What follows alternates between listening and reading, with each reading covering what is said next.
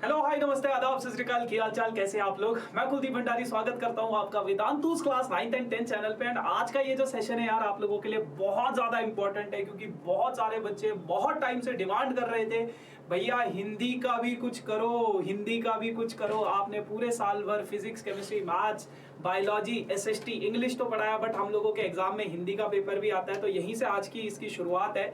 आज की इस वीडियो में मैं आप लोगों को बताने वाला हूं यार आप लोगों का हिंदी का सिलेबस कैसा है, क्या आपका हिंदी का सिलेबस है, और आपका जो फाइनल बोर्ड्स का एग्जाम होगा कौन से चैप्टर से कितने मार्क्स के क्वेश्चंस आएंगे, और आप लोगों का जो बोर्ड्स का एग्जाम है किस तरीके का दिखेगा, क्या आपका सिलेबस है, कितने आपके पास अपठित गद्यांश आएंगे, कितने आपके पास अपठित पद्यांश आएंगे, कितना आपका व्याकरण से आएगा, वो सारी की सारी चीजें। तो यार आप लोगों को सबसे पहले सिलेबस का नॉलेज होना चाहिए, उसके बाद आप चीजों को पढ़ सकते हो, है ना। तो आज की इस सेशन में हम लोग सिलेबस के बारे में बात करेंगे। लेकिन अगर अभी तक आप लोगों ने वीडियो को लाइक नहीं किया, मेक श्योर वीडियो को लाइक कर दो, शेयर कर दो और चैनल को सब्सक्राइब कर दो। तो यार आप लोगों को कुछ नहीं करना है, बस गूगल पे सर्च कर देना Hindi syllabus class 10th CBSE 2023-24, और जैसे ही आप देखोगे ना तो यहाँ पे आपको सीबीएसई की एकेडमिक वेबसाइट दिख जाएगी, दूसरी वाली। जैसे ही आप इस पे क्लिक करोगे तो आपके पास ये पीडीएफ आ जाएगा हिंदी का। क्लास 9th क्लास 10th दोनों का यहाँ पे सिलेबस आप लोगों को दिखेगा। और अगर मैं आपको देखूं, अगर मैं आपको दिखाऊं, यहाँ पे कुछ नहीं है, आपको डायरेक्ट आ जाना है। कौन सी स्लाइड पे आ जाना है, पहले आपके पास क्लास 9th का है ना, और ये आपके पास क्लास 9th का है, और ये आपके पास क्लास 10th का है। हाँ, आपको आ जाना है डायरेक्ट स्लाइड नंबर 11 पे, है ना। स्लाइड नंबर 11 पे डायरेक्ट आप आ जाओगे तो आपके पास क्लास 10th का सिलेबस आप लोगों को दिखने लग जाएगा। बेटा आपके पास दो प्रकार के कोर्स है, एक है हिंदी ए और एक है हिंदी बी। यहाँ पे इस वीडियो में हम हिंदी बी के बारे में बात करेंगे। बाकी मुझे कमेंट सेक्शन में बताना अगर कोई बच्चा हिंदी ए का भी है तो उसके लिए हम सिलेबस मतलब दिखा देंगे, है ना, कि क्या क्या चीजें हैं। सेम सेशन हिंदी ए के लिए भी हो जाएगा। लेकिन आज बात करते हैं हिंदी बी की, क्योंकि मेजॉरिटी ऑफ द स्टूडेंट्स के पास कोर्स बी है ना। तो ये अगर मैं बात करूं, आपका जो प्रश्न खंड होगा, मतलब जो प्रश्न पत्र होगा जो आप लोगों का, वो दो खंडों में होगा, खंड आ और खंड बा। इसका मतलब क्या है, दो पार्ट्स में आपके पास क्वेश्चन पेपर जो आएगा आपके पास दो पार्ट्स में रहेगा। खंड आ में आपके पास 45 वस्तुपरक प्रश्न पूछे जाएंगे, जिसमें केवल 40 प्रश्नों के ही उत्तर देने होंगे। तो आपके पास 45 क्वेश्चंस होंगे खंड आ से, और जिसमें आपको सिर्फ और सिर्फ 40 प्रश्नों के उत्तर देने होंगे।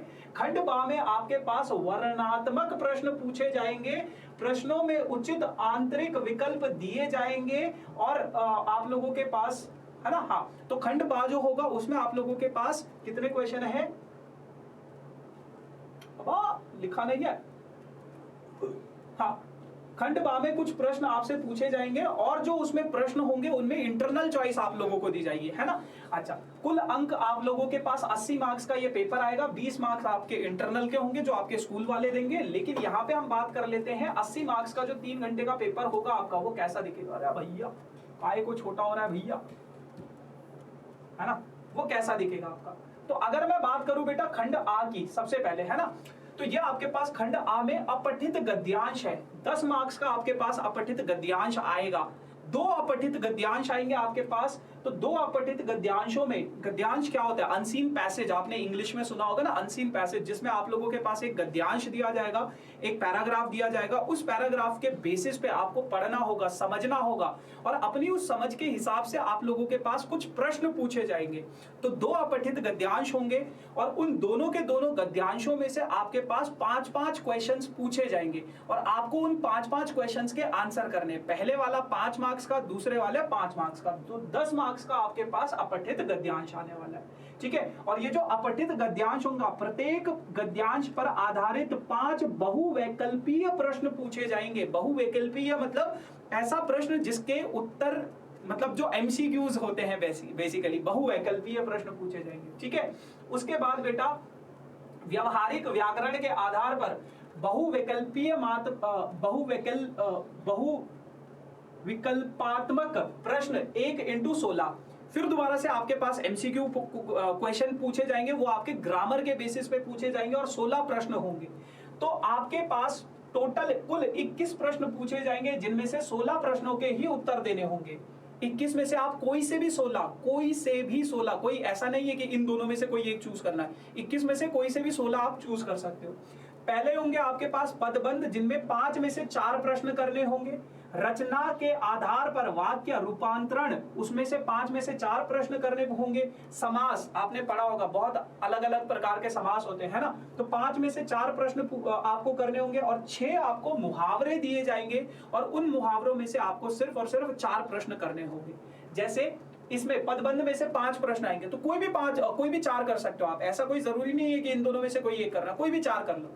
वैसे ही रचना के आधार पर जो प्रश्न पूछे जाएंगे 5 में से कोई 4 कर लो, है ना। वैसे मुहावरे 6 में से कोई भी 4 कर लो, तो ये 16 मार्क्स आप लोगों के कवर हो जाएंगे। फिर उसके बाद आपके पास जो आपकी पाठ्य पुस्तक है स्पर्श, 2 पुस्तकें हैं आपके पास, एक स्पर्श है एक दूसरी है ना। तो स्पर्श से भाग 2, स्पर्श भाग 2 से आपके पास 14 मार्क्स के प्रश्न पूछे जाएंगे, 14 मार्क्स आपके पास वहां पे आएंगे।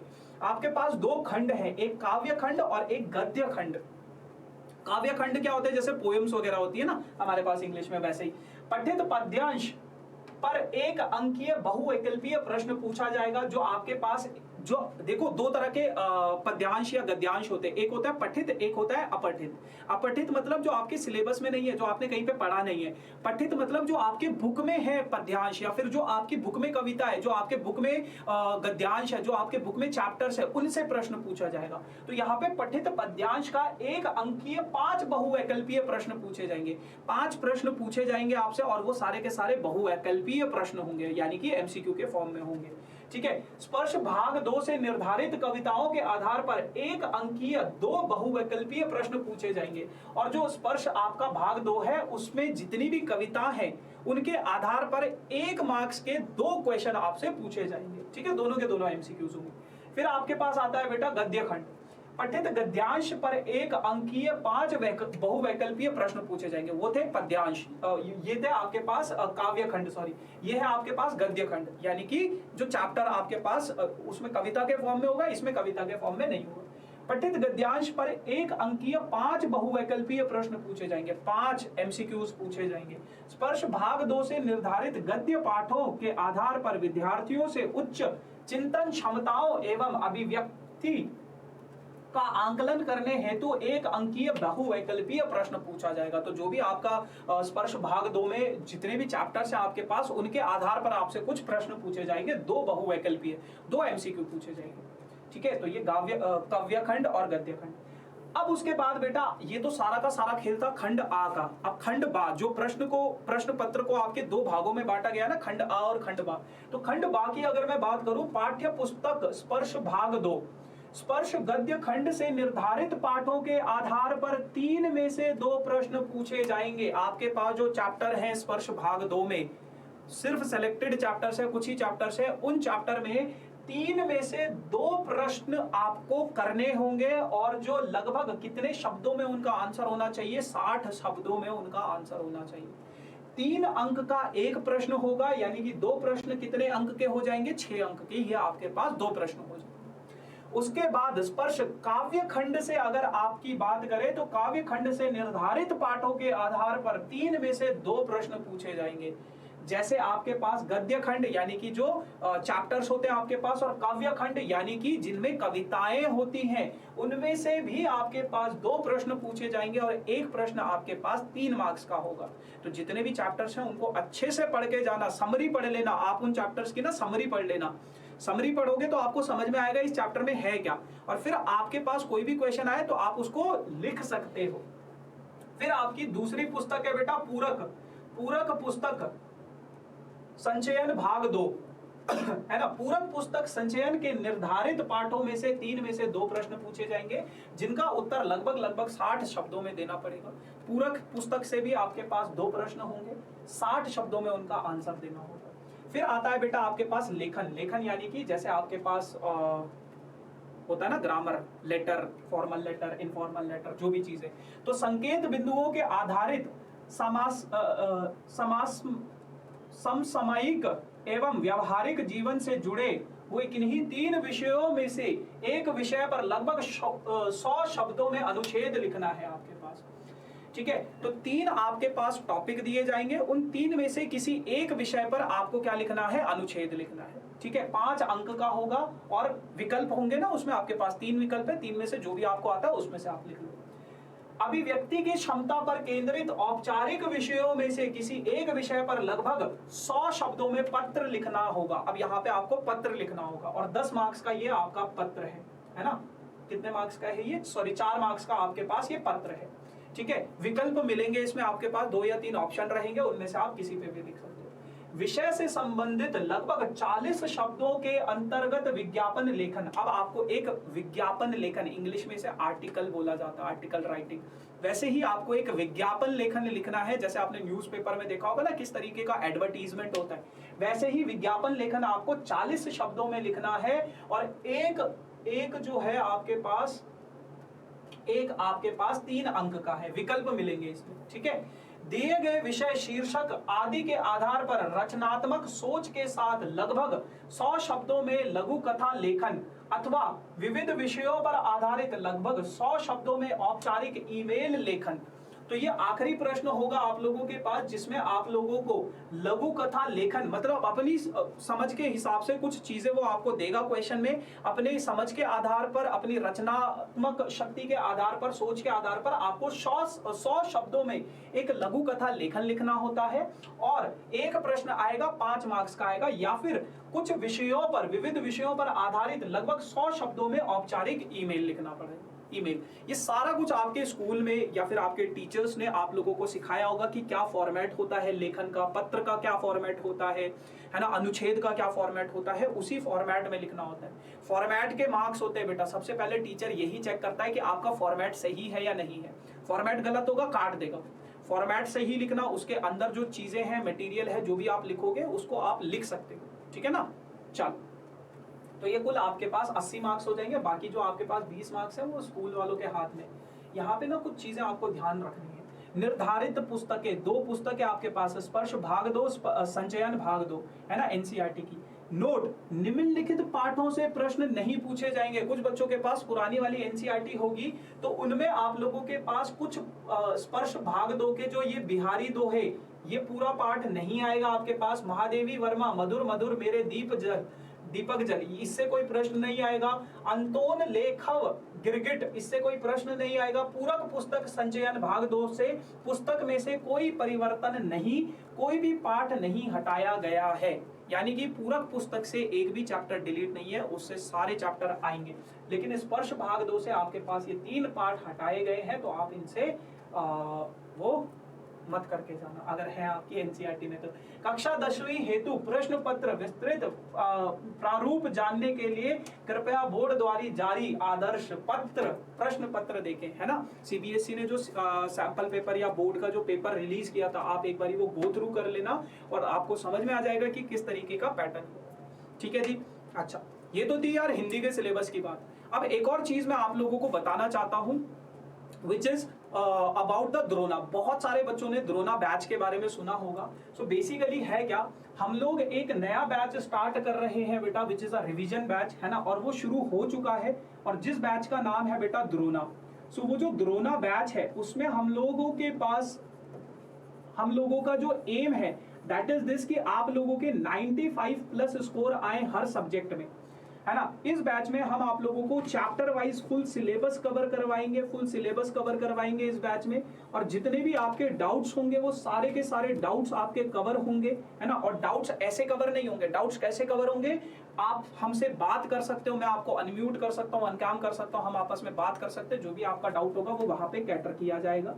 उसके अलावा आपके जितने भी प्रीवियस ईयर के क्वेश्चंस होंगे वो आपको करवाए जाएंगे।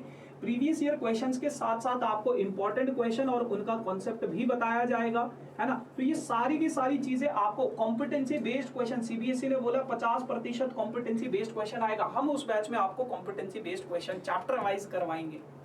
तो ये जो द्रोणा बैच है बेटा, ये वेदांतु के प्लेटफॉर्म पे होगा, यूट्यूब पे नहीं होगा, प्लेटफॉर्म पे होगा। और इस बैच का, यस बेटा, इस बैच का कुछ प्राइस है, और इस बैच का जो प्राइस है आप लोगों के पास, ये वेदांतु के प्लेटफॉर्म पे है, तो इसका प्राइस है आप लोगों के पास बेटा 3000 रुपए।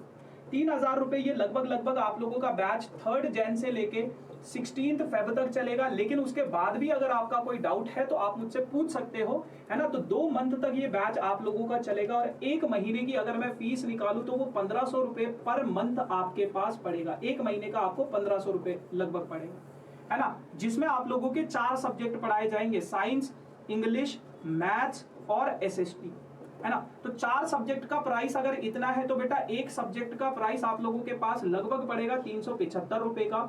और उस 375 रुपए में आई थिंक अगर आप लोग अपना ट्यूशन वगैरह जाते हो कुछ बच्चे, तो आप लोगों को पता होगा कि एक सब्जेक्ट का इतना प्राइस नहीं होता है, इससे काफी ज्यादा होता है। 1000 रुपए देते हैं बच्चे, है ना, कई बच्चे तो 4 सब्जेक्ट के 4000 एक महीने के। लेकिन हम एक महीने के 2 महीने के सिर्फ 3000 रुपए में आपको ये सारा कुछ चीजें पढ़ा रहे हैं। बहुत अमेजिंग बैच है ना। और एनरोल कैसे करना है इसमें वो चीज बता देता हूँ। आप जो ये वीडियो आपके सामने चल रही है ना, ये जो वीडियो आपके सामने चल रही है, इसके डिस्क्रिप्शन में आप जाओगे ना, ऐसा सा कुछ आपको दिखेगा, ऐसा सा कुछ आपको दिखेगा।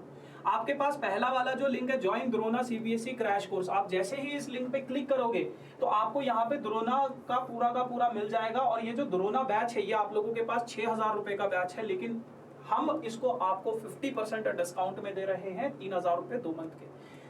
यहाँ पे आपकी लाइव क्लासेस होंगी, क्लास में डाउट सॉल्व होंगे, जितने भी क्विजेस हैं आप उसमें पार्टिसिपेट कर सकते हो, असाइनमेंट्स मिलेंगे आपको और नोट्स मिलेंगे, हैंड रिटन नोट्स मिलेंगे।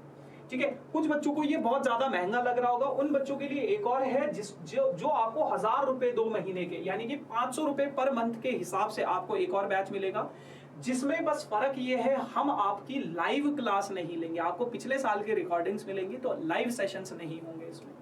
ठीक है बेटा, तो ये चीजें हैं, बाकी आप देख लेना एक बार इसमें, है ना, तो जो भी चीज है। बाकी अगर मैं इसमें और बात करूं, दूसरा वाला जो लिंक है वो ऑल इंडिया टेस्ट सीरीज का है। ऑल इंडिया टेस्ट सीरीज में क्या है, हम आपको बिल्कुल फ्री ऑफ कॉस्ट, बिल्कुल फ्री में हर सब्जेक्ट के 3 मॉक टेस्ट पेपर दे रहे हैं, और बिल्कुल 0 रुपए में, चाहे आप द्रोणा बैच में हो या नहीं हो, आपको 0 रुपए में हर सब्जेक्ट के free of cost mock test paper मिलेंगे। ठीक है जी। ये सारी कहानी थी यार आज के इस सेशन की। बाकी हम कोशिश करेंगे कि हिंदी की क्लासेस भी इस चैनल पर जल्दी शुरू हो, है ना। So thank you so much guys for this amazing session. बाकी सब्सक्राइब जरूर करना, ताकि जब भी आपकी हिंदी की क्लास शुरू हो तो आप लोगों को पता चल जाए। ठीक है जी, चलो। So thank you so much guys for this amazing session. बाकी कमेंट सेक्शन में बताना कैसा लगा वीडियो, और हिंदी की क्लासेस आपको कब से चाहिए वो भी जरूर बताना। बाकी मिलेंगे किसी नए सेशन में नई कहानी के साथ। Tata bye bye.